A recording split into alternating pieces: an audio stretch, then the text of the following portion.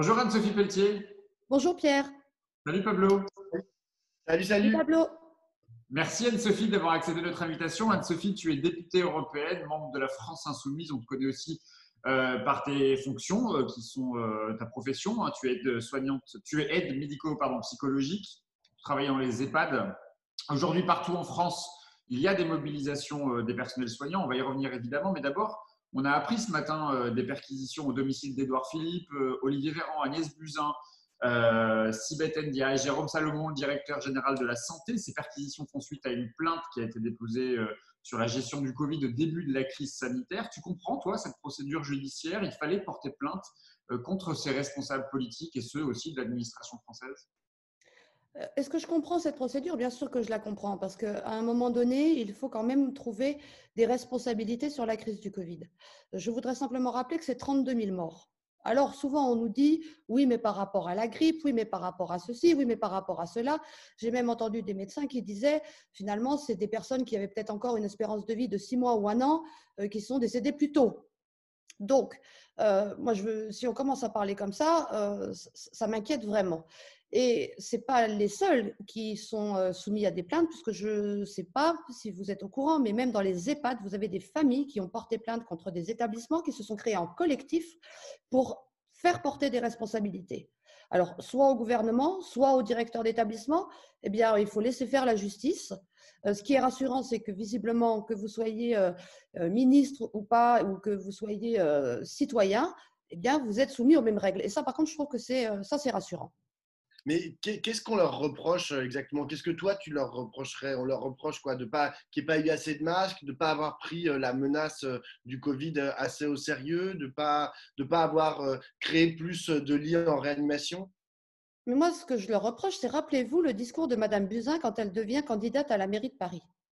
Elle disait dans Le Monde, le journal Le Monde, qu'elle avait vu ce qui se passait en Chine et que donc elle avait essayé d'alerter et que personne ne l'avait écoutée. Donc, qu'est-ce qu'on leur reproche? On leur reproche de ne pas avoir protégé les gens, de ne pas avoir géré les masques comme il fallait les gérer. Il y a eu des milliers de masques qui ont été détruits parce qu'ils étaient périmés. Mais on s'est tous moqué de Roselyne Bachelot, et elle n'est pas de mon camp politique pourtant. On s'est tous moqué de Roselyne Bachelot, mais elle avait anticipé s'il y avait un problème. Là, ils n'ont pas anticipé alors que visiblement, ils étaient informés de ce qui allait se passer. Et c'est là, c'est très grave. On ne va pas se souvenir, tout le monde en parle, tout le monde le sait, le manque de protection des soignants, le manque de protection aussi pour les aides à domicile. On n'en a pas assez parlé, mais ces femmes et ces hommes qui sont des personnels essentiels dans l'accompagnement de la vie quotidienne de nos personnes âgées au domicile n'ont pas été protégés. Et en plus, elles n'étaient pas prioritaires quand elles allaient demander des masques à la pharmacie. Donc, ils n'ont pas su gérer cette crise, ils n'ont pas ni protégé les personnels ni les patients. Et puis, finalement, le Covid n'a fait que révéler la crise de l'hôpital. L'hôpital est malade. Et malade pourquoi? Parce que depuis des années, on ferme des lits, on ferme carrément des services dans nos territoires, sur nos territoires régionaux particulièrement. Et cette crise du Covid, elle a surchargé des soignants qui étaient déjà épuisés et qui criaient leurs besoins dans la rue depuis un an quand même. On va y revenir dessus, Anne-Sophie, mais d'abord un mot quand même, parce que hier, le président de la République a annoncé un couvre-feu de 21h à 6h du matin en Ile-de-France et dans 8 autres métropoles françaises. Il a pris ses responsabilités cette fois. Tu penses que cette proposition, en tout cas cette solution, ce couvre-feu était inévitable? Alors, ce que je reproche à Emmanuel Macron dans ses décisions, c'est les injonctions contradictoires. Là, il y a un couvre-feu comme si finalement le virus n'agissait que la nuit. On sait que les plus grands foyers de contamination sont dans les entreprises, dans les universités et aussi dans le cadre familial. Donc, couvre-feu de 21h à 6h. Mais par contre, à 8h du matin, vous pouvez prendre les transports en commun sans problème. Alors qu'on a vu qu'il y avait un agglutinement de personnes qui vont travailler. Vous ne pouvez pas être plus de 6, ou on vous recommande de ne pas être plus de 6, de réduire vos contacts sociaux. Mais par contre, n'oubliez pas de partir en vacances. Ce sont toutes ces injonctions contradictoires qui font que les gens aujourd'hui ne comprennent plus. Et moi, je veux penser, parce qu'il y a quand même 8 métropoles qui sont concernées. Les restaurateurs marseillais ont déjà été punis pendant 15 jours, souvenez-vous, alors qu'ailleurs, rien n'était fermé. Aujourd'hui, ils sont encore une fois punis. C'est deuxième effet qui se coule. Et moi, je veux penser aux restaurateurs, au monde des cafetiers, au monde de la culture. J'entendais ce matin des théâtres qui vont reprogrammer sans être sûr que les gens vont pouvoir venir. Le monde du sport, mais aussi, je ne sais pas comment ça va se passer, peut-être que vous le savez, mais je n'ai encore rien vu à ce sujet. Comment ça va se passer pour les associations qui font des maraudes pour les personnes sans domicile fixe le soir? Comment ça va se passer? Visiblement, il y aura des précisions annoncées cet après-midi. Mais quand même, justement, parce que tu disais qu'effectivement, on confinait, en tout cas la nuit, on n'avait plus le droit de rien faire que de travailler et de prendre les transports. Mais Métro, boulot, dodo. Métro, boulot, dodo. Mélenchon, il affirme que 60% des contaminations ont lieu au travail ou à l'école ou à l'université entre 8h et 19h. Tu confirmes ça? Bon, je n'ai pas à confirmer ou à infirmer ce que dit Jean-Luc. Jean-Luc dit ce qu'il pense et pense ce qu'il dit. Moi, ce que je veux confirmer, c'est que, à mon sens, un virus n'attaque pas qu'à des heures précises. Il attaque tout le temps. Donc, qu'on mette des heures comme ça me paraît, enfin, en tout cas en tant que soignante, complètement ubuesque. D'après toi, pourquoi est-ce que le gouvernement, pourquoi le président de la République plutôt prend cette décision-là? C'est pas juste pour nous faire chier et nous dire la nuit vous foutrez plus rien. Enfin, il y a quand même des raisons pour lesquelles il prend cette décision.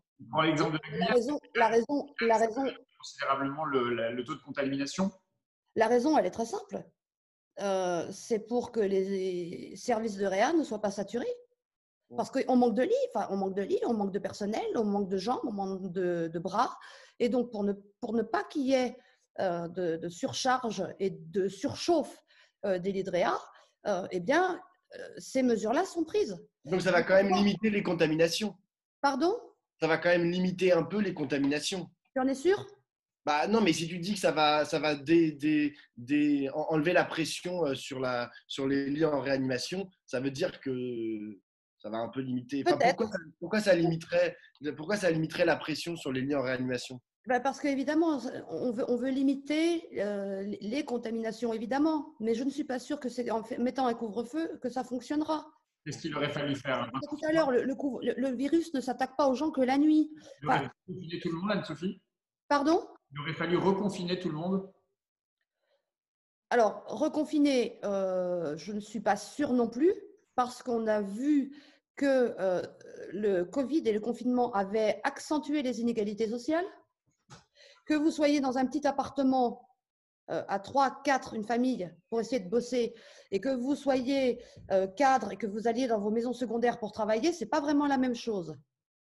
Je lisais un tweet qui m'a fait sourire. À partir de samedi, il va y avoir l'exode des cadres dans leurs maisons secondaires.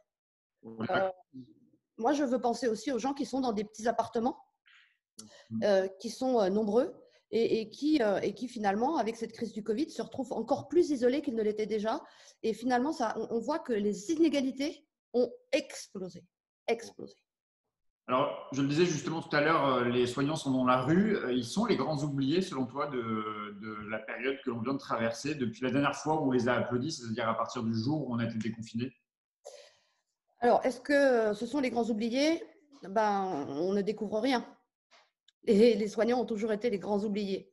Les soignants, et je reviens toujours aussi aux aides à domicile, aux auxiliaires de vie sociale, à tous les travailleurs qui travaillent au domicile pour des personnes dépendantes, comme aussi les personnes en situation de handicap. On n'a pas entendu parler du personnel médico-social qui travaille dans les centres médico-sociaux pour personnes en situation de handicap. Mais eux aussi, on les oublie. Donc, est-ce qu'aujourd'hui, les soignants sont oubliés? Non, ils ont toujours été oubliés. Et je voudrais juste rappeler là aussi que quand les soignants ont fait des manifestations, ils ont reçu quoi? Des gaz. Donc, on a applaudi les soignants à 20h, évidemment. Mais en même temps, les Ségur de la santé sont une farce, une véritable farce. Et quand Olivier Véran nous dit qu'il va ouvrir 4... C'est une farce parce que ce n'est pas suivi d'effet ou c'est une farce parce que ce n'est pas suffisant, les mesures et les… Ce n'est pas suffisant. Enfin, quand même, quand les soignants demandent 300 € d'augmentation de salaire, on leur dit vous aurez 90 € d'ici septembre et puis 90 autres euros d'ici mars. Non mais on va où? faut se rendre compte quand même qu'aujourd'hui, travailler à l'hôpital, ça ne plaît plus et ça ne crée plus de vocation. Parce qu'ils ont détruit l'hôpital public. Ils ont détruit, c'est très ourdi tout ça.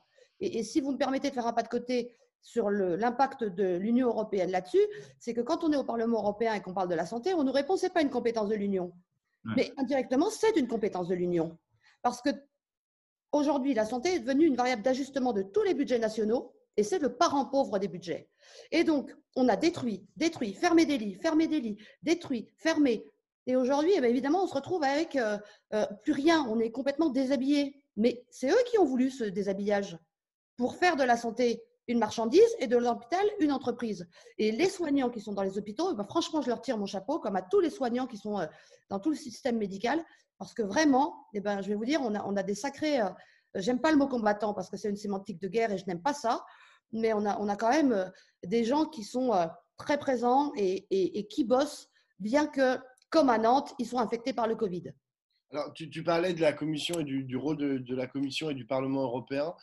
Justement, toi, quand tu parles avec tes collègues au Parlement, est-ce que tu as l'impression que dans les autres pays, ils ont pas ces problèmes-là? Enfin, je veux dire, est-ce qu'ils gèrent mieux la crise que nous ou est-ce que c'est la même merde?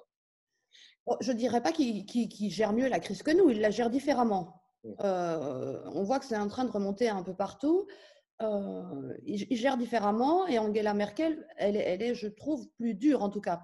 Et j'ai l'impression qu'elle ne se pose pas, elle n'a pas fait de la crise du Covid une question politique, mais une question sanitaire. Et j'ai le sentiment, malgré tout, qu'elle écoute plus les médecins qu'elle n'écoute les prochaines élections. Voilà. Ça se traduit comment exactement?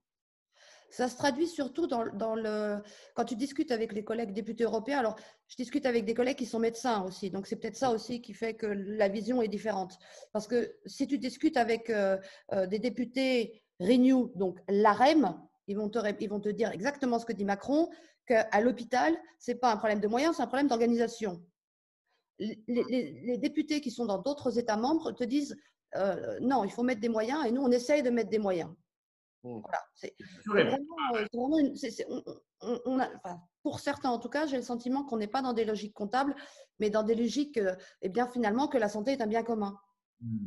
Qu'est-ce que tu réponds, Anne-Sophie, à ceux qui disent justement, pour répondre aux critiques de ceux qui vont sans doute manifester cet après-midi, plus de personnel, où sont les personnels sur lesquels Macron s'était engagé, et du côté d'Emmanuel Macron, de dire justement que les personnels, ça ne se trouve pas du jour au lendemain, il faut les former. Un médecin, ça se forme pendant 10 ans, les infirmières, ça prend du temps pour les former, que ce n'est pas du jour au lendemain qu'on va réaffecter des personnels dans l'hôpital public. C'est quoi la solution là tout de suite maintenant face à l'urgence de la seconde vague? Alors, on ne va pas retrouver du personnel tout de suite maintenant, ça c'est évident. Qu'il faut du temps pour former du personnel, c'est évident aussi. On ne forme pas un médecin, une infirmière, ou même une aide-soignante en 3 mois. Hein. Mais il y a quand même des soignants qui se sont inscrits sur la réserve sanitaire, par exemple, et aujourd'hui, ces soignants ne veulent pas y retourner. Pourquoi ? Parce qu'ils ne peuvent plus supporter ces conditions de travail. Parce qu'un soignant veut soigner correctement les gens. Il n'est pas en train de se dire « il va falloir que je fasse un tri des patients. Est-ce que c'est ce monsieur ou cette dame qui aura le droit de vivre ?» Parce que c'est ce qui se passe. Il y a du tri des patients. Dans l'Est, il y a eu du tri des patients. On continue. Aujourd'hui encore, dans la seconde vague qui commence, on trie des patients? Et bien sûr. Écoutez Martin Hirsch, il n'y a pas très longtemps, sur je ne sais plus quelle radio, qui disait on va être obligé de déprogrammer des opérations. Et donc, déprogrammer des opérations, est-ce que vous avez vu, par exemple, sur le cancer du sein, l'inquiétude qu'il y avait parce que des femmes n'ont pas pu se faire dépister.